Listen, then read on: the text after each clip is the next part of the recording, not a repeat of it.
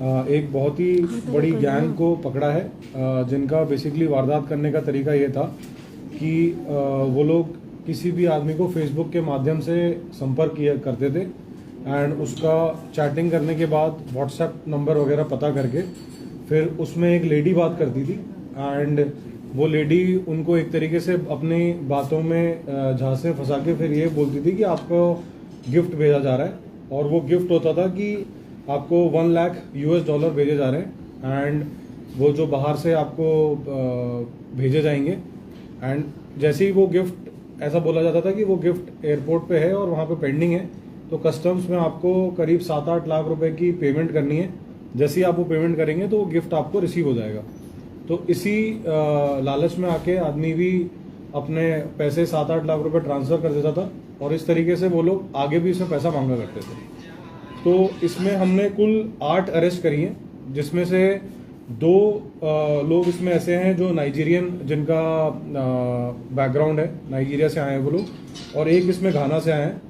और इसमें जो बाकी लोग अरेस्ट करे हैं उसमें से एक लेडी है जो मणिपुर की रहने वाली है, जिसको अरेस्ट किया गया है, और जो बाकी इसमें एक्यूज हैं वो नोएडा और यूपी के हैं। तो इसमें हमारी पुलिस ने कुल काफ़ी ज़्यादा रिकवरी करी है। इसमें हमने 7 mobile phone, 4 SIM card, 1 ATM card और 1 आधार कार्ड जो इस केस से संबंधित है वो करें।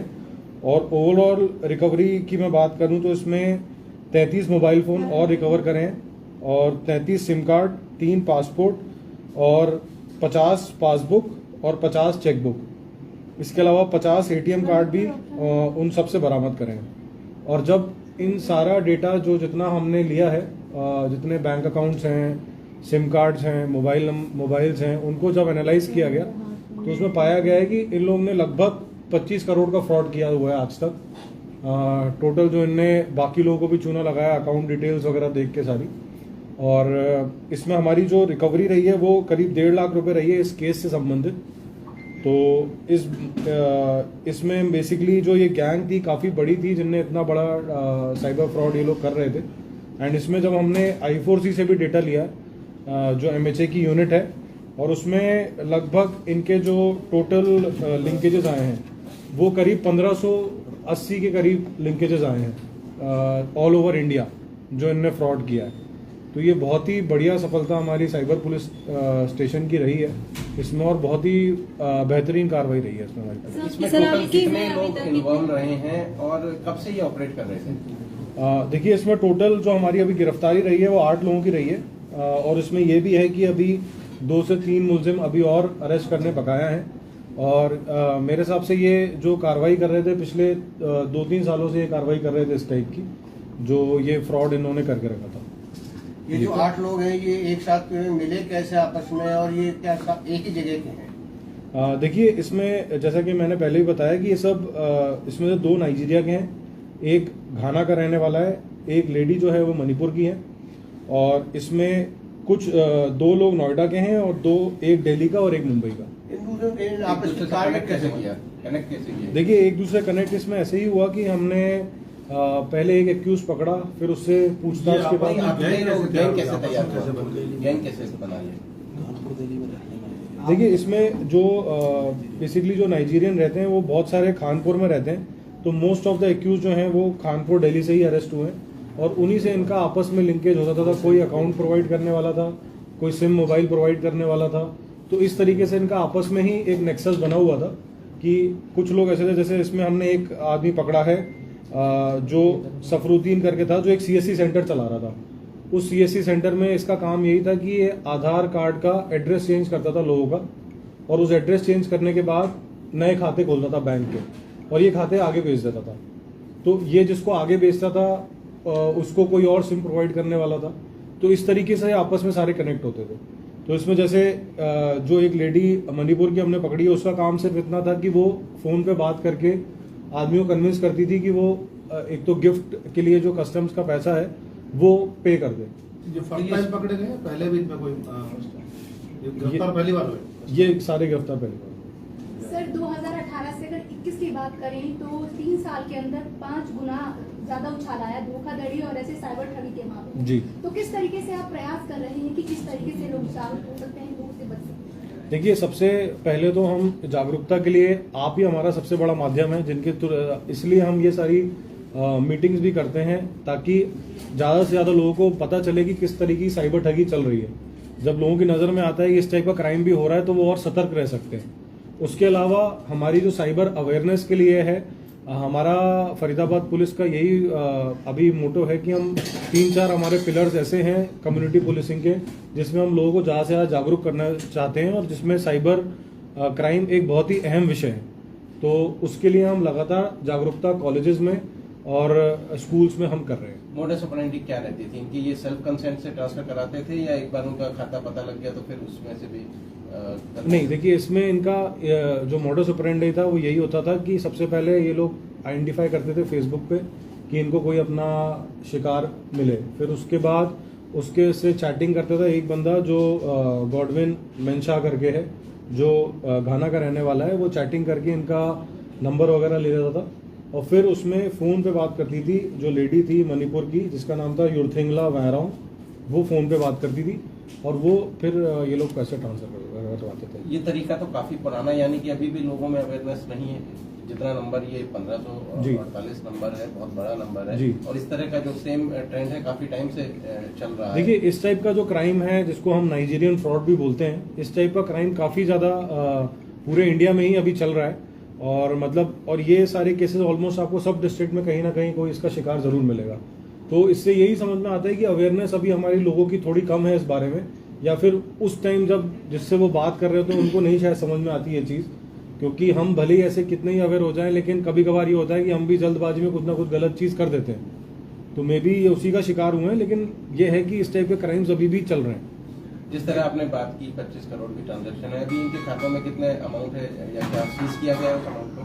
देखिए, इसमें जितने ट्रांजैक्शन थे वो तो जो खाते थे उनको तो हमने सीज कराया ही है, लेकिन मोस्ट ऑफ द पैसा उसमें ऐसा था कि जो निकल चुका था।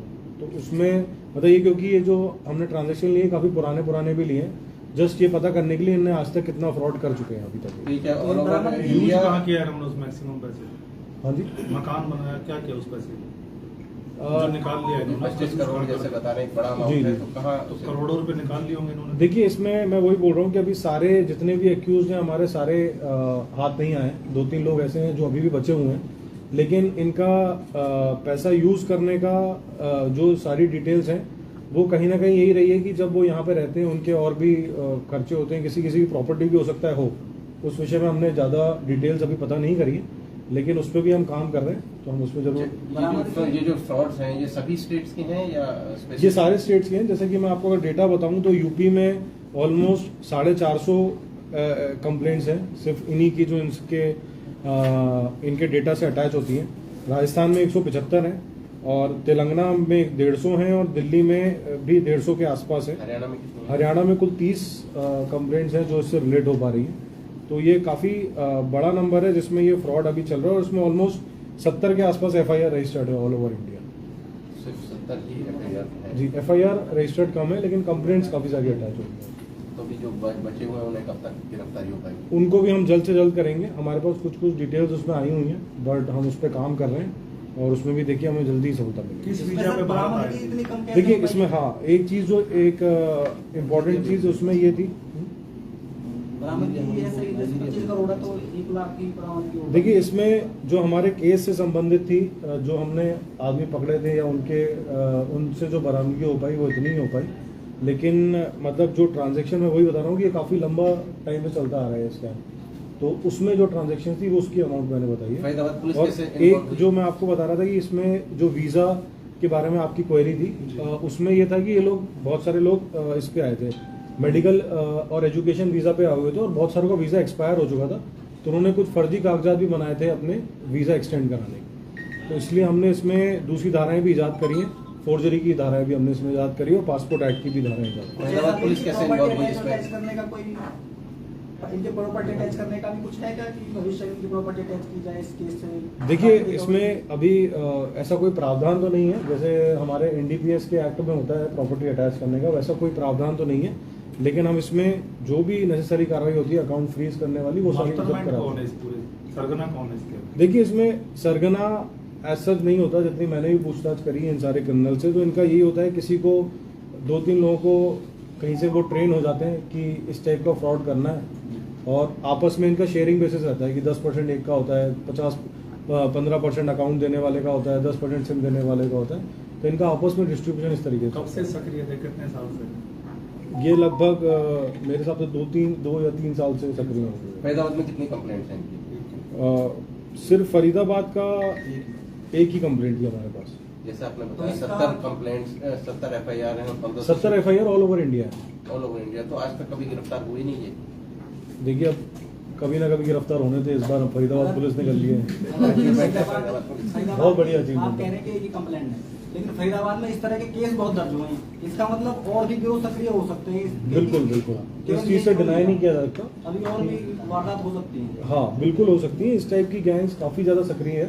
तो हमारा उद्देश्य, जैसा कि मैंने बताया, मीडिया को बताने का यही था कि लोग इस टाइप की मोटस ऑपरेंडी पहचाने और वो इस चीज़ से और ज़्यादा से ज़्यादा सतर्क रहे। तो जो लंदन वाली गर्लफ्रेंड की बात करता था तो काला सा वो निकला, गाना का है। देखिए वो सब बातें चलिए अलग है, ठीक है। वाली गर्लफ्रेंड बन के करता था वो बात। ठीक है, क्या लगता है कि इसमें और भी आरोपी होंगे और भी लोग सक्रिय हैं? देखिए गैंग्स तो इसमें और भी सक्रिय हैं, उस चीज़ से डिनाई नहीं किया जा सकता, और उसमें हो सकता है हमारे पास भी कुछ ऐसी फ्यूचर में कंप्लेंट्स हैं जिस पे हम बिल्कुल काम करेंगे। नहीं, ठीक है। और इसमें जो हमारे बचे हुए एक्यूज हैं उनको भी हम जल्द से जल्द गिरफ्तार करेंगे।